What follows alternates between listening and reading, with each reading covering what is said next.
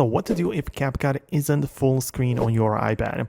Let's get started. If you are new on this channel, most definitely subscribe so you don't miss tutorials like this one.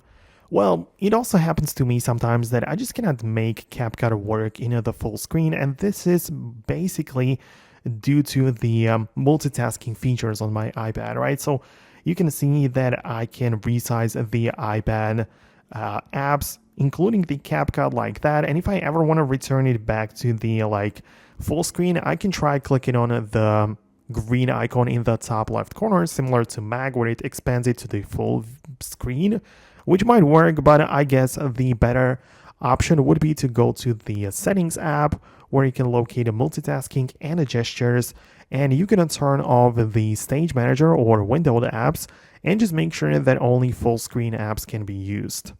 In this case, whenever you open up CapCut, there isn't any ability to resize it or anything like that, and it will only work in the full screen format. So I kind of find this to be working pretty well.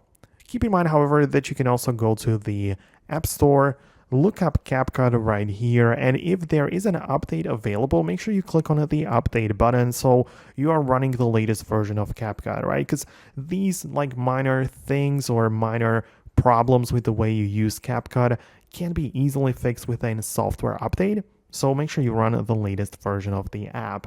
But that's it from me. Let me know if it worked for you in the comments. Stay tuned by subscribing, and I'll talk to you later in the future tutorials as well.